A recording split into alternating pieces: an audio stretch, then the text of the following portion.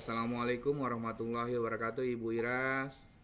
Waalaikumsalam warahmatullahi wabarakatuh. Ya, perkenalkan, saya Padoli Saputra, mahasiswa PPG Daljab 2023, angkatan 3, Ya, 2023, Universitas Satya Wacana Salatiga.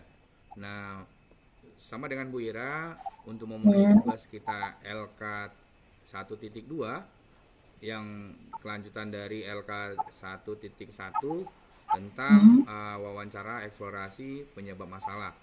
Berdasarkan dari LK 1.1 yang saya punya, kemudian saya akan mengadakan wawancara dengan Ibu Ira tentang LK 1.1 saya. Apakah Ibu Ira bersedia? ya Bapak, siap saya. Ya, terima kasih Bu Ya, Ira. ya, Oke, akan saya mulai ya Bu ya. ya. Assalamualaikum warahmatullahi wabarakatuh. Yang Waalaikumsalam warahmatullahi wabarakatuh. yang pertama adalah saya mau nanyakan Ibu Ira, Hmm, kira-kira apa ya Bu faktor yang mengakibatkan motiv motivasi belajar peserta didik kita itu rendah? Oh ya, menurut saya Bapak, ada beberapa faktor yang menyebabkan motivasi belajar siswa itu rendah. Yang pertama adalah kurangnya kemampuan konsentrasi. Konsentrasi di sini sebenarnya banyak hal ya, bisa jadi karena malamnya bergadang, atau misalnya apa dia tidak fokus dengan materi yang diberikan, kemudian mungkin dia punya permasalahan sendiri dengan temannya atau yang lainnya, itu biasanya mempengaruhi motivasi untuk belajar. Kemudian yang kedua, menurut saya lingkungan yang kurang mendukung, baik itu keluarga, sekolah maupun masyarakat, itu juga mengaruhi motivasi belajar yang rendah. Itu saja. Oke, makasih Bu Ira. Kita Ya, mohon izin lagi. Lanjut yang ya. kedua dari masalah saya. Kira-kira apa Mm-mm. Ibu ya faktor peserta didik atau yang siswa yang kurang paham tentang membaca tabel dan diagram terutama nih di pelajaran informatika yang kita ampu. Terima kasih Bu Ira. Iya, iya. Mungkin kalau di taraf SMP membaca tabel atau buat tabel dan diagram itu kan hal yang baru ya, Iya, apalagi kelas betul. 7 kayak gitu. Itu suatu hal yang baru. Jadi kadang-kadang kalau itu tidak pengaruh dengan kehidupan mereka, kadang-kadang rasa ingin tahunya jadi rendah. Itu menurut saya Iya. yang pertama. Jadi buat apa sih kayak gitu belajar kayak gitu. Jadi itu yang kurang bikin anak-anak jadi kurang paham karena rasa ingin tahunya yang rendah. Kemudian yang kedua adalah tingkat pemahaman yang rendah tentang tabel dan diagram. Jadi karena rasa ingin tahunya rendah, otomatis mereka juga tidak paham, males memahami kayak gitu. Karena tidak paham, jadi tidak bisa membaca atau kurang paham atau saat membaca tabel dan diagram itu mereka tidak tahu itu bacanya gimana sih dan lain sebagainya. Karena tidak memahami pentingnya tabel dan diagram itu apa kayak gitu. Itu saja, Pak. Oke, cukup jelas banget itu Bu ya, yang kedua. Nah, kemudian yang ketiga gini Bu, kira-kira faktor peserta didik pada saat misalnya berbicara pada saat presentasi itu dia kurang mampu atau kadang-kadang terbata-bata mengungkapkan Hmm. apa yang ada dalam pikirannya atau tidak lancar. Kira-kira penyebabnya kira-kira apa itu Bu Ira? Menurut saya ada dua faktor. Yang pertama itu faktor internal, kemudian yang kedua adalah faktor eksternal. Faktor internal itu berarti dari dalam diri siswa tersebut. Misalnya siswa itu kurang percaya diri, itu kemudian kurang motivasi, kurang minat. Itu biasanya kalau anak-anak kurang percaya diri, otomatis suruh berbicara itu agak malu ke depan dan lain sebagainya kayak gitu. Kemudian yang kedua adalah faktor eksternal. Eksternal itu lingkungan. Biasanya eh, lingkungannya itu berarti teman-temannya. Kadang-kadang kalau salah sedikit disurakin kayak gitu kan ada yang Iya, kayak gitu betul. ya. Jadi kadang-kadang itu bikin siswa saya nggak mau lah ngomong nanti kalau salah disurakin sama teman-teman gitu. Jadi kadang-kadang menurut saya ya itu tadi ada dua faktor, baik itu faktor internal maupun faktor eksternal. Iya. Oke, Bu. Kita lanjut ya, Bu ya. Yang keempat, misalnya ini masalah dengan siswa atau peserta didik yang berkebutuhan khusus. Itu kalau di sekolah saya tuh Bu, sulit mengikuti pembelajaran yang disamakan dengan peserta didik yang pada umumnya atau normal. Nah, kira-kira solusinya apa Bu dari Bu Ira?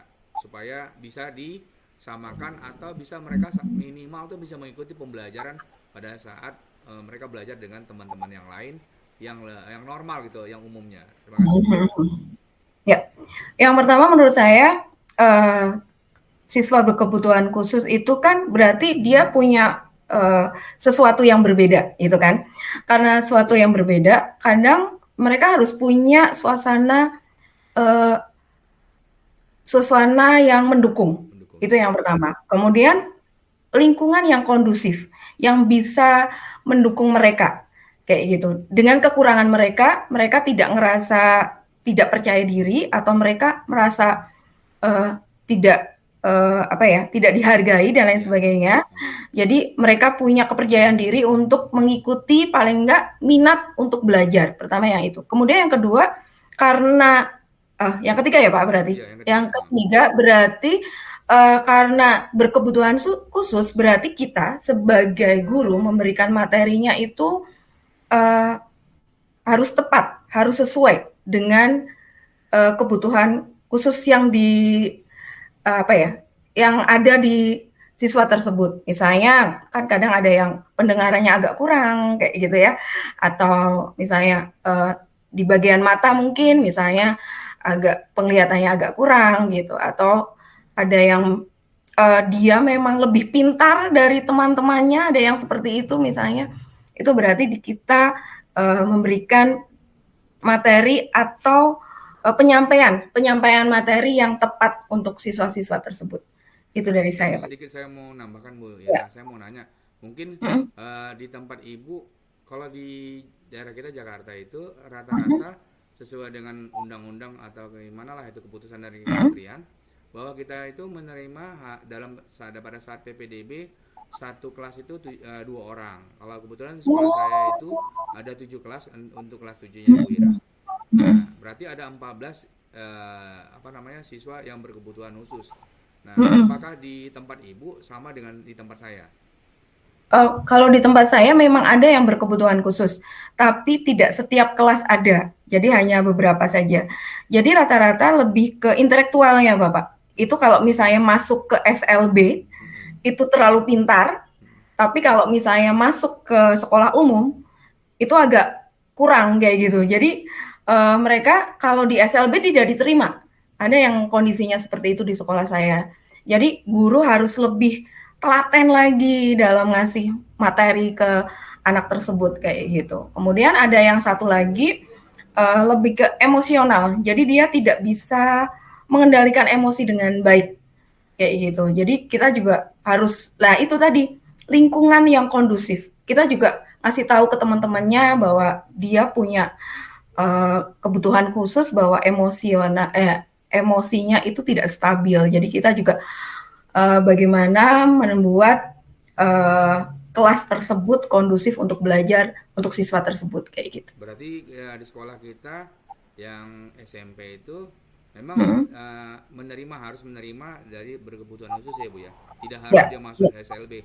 Berarti seluruh Indonesia mungkin sama ya Bu ya. mungkin sama kayak gitu. Oke, oke. Jadi kalau soalnya kalau tidak diterima kan anaknya jadi nggak sekolah Pak. Oh Jadi gitu. kayak gitu. Iya. Gitu ya Bu ya. Makasih Bu Ira ini, jadi ini maaf Bu, jadi kita sama-sama ya yang merasakan Mhm. mendidik mereka sampai mereka nanti keluar istilahnya apa yang mereka cita-citakan itu dapat terpenuhi ya Bu ya. Seperti itu. Iya. Oke, Bu, Amin. makasih. Ya, Mohon maaf Bu, saya lanjut lagi Bu. ya, ya. Kemudian gini Bu, faktor apa kira-kira Bu peserta didik kadang-kadang ini mereka tidak merespon baik terhadap misalnya model pembelajaran dan media yang telah disiapkan oleh guru. Itu kira-kira Hmm. faktornya apa ya Bu ya? Oh, menurut saya yang pertama itu guru tidak menggunakan manajemen kelas yang baik. Seperti kadang-kadang ya itu tadi, kelas kan setiap kelas mempunyai tipe siswa yang berbeda-beda. Jadi mungkin manajemen yang dilakukan juga beda juga Iya. kayak gitu. Kemudian yang kedua, uh, guru mungkin menggunakan metode pembelajaran yang kurang tepat di materi tersebut. Setiap materi mungkin membutuhkan atau menggunakan metode pembelajaran yang berbeda-beda. Menurut saya dua itu. Benar Bu, itu pasti banget. Jadi udah jelas banget dari Bu Ira semuanya Hmm. itu. Jadi semua mempengaruhi ya Bu ya. Pasti kalau dari kitanya benar, istilahnya cocok, pasti anak menerima ya Bu ya. Ya, Oke. biasanya Terakhir seperti itu. terakhir Ya. Bu Ira ini pertanyaan saya. Hmm. Eh, Hmm. wawancara saya, kira-kira Bu apa sih faktor peserta didik itu belum bijak dalam pemanfaatan teknologi khususnya gawai atau barang-barang elektronik? Karena di sekolah saya Ibu, kebetulan kalau Hmm. di habis COVID itu kita masih menggunakan gawai terutama handphone. Nah, kira-kira Hmm. gimana itu Bu kebijakan atau pemanfaatannya itu supaya menjadi positif Ibu? Terima kasih Bu Ya. Ira. Sebenarnya nggak di sekolah Bapak juga, hanya di Ah, sekolah Bapak. Di tempat saya juga sama saja. iya. Kalau kami bilang, teman-teman saya di sekolah bilang, anak pandemi kalau bilang. Iya, betul. Ya, anak pandemi itu luar biasa sekali. Setelah pandemi, mereka tuh kayak kayak kecanduan nggak bisa lepas, tidak bisa lepas dari gawai kayak gitu atau smartphone mereka kayak gitu. Kalau menurut saya faktor yang pertama yaitu kurangnya pemahaman peserta didik dalam pemanfaatan teknologi. Jadi dipikirnya yang namanya teknologi ya buat media sosial aja kayak gitu, buat main game saja kayak gitu. Padahal yang namanya teknologi itu manfaatnya sangat banyak sekali. Betul. Yang kedua, menurut saya kurangnya tanggung jawab peserta didik dalam pemanfaatan teknologi. Jadi ya itu tadi karena kurang paham, jadi dimanfaatkan dengan tidak bertanggung jawab. Dengan kadang-kadang waktunya belajar di kelas malah main HP kayak gitu Betul. dan lain sebagainya.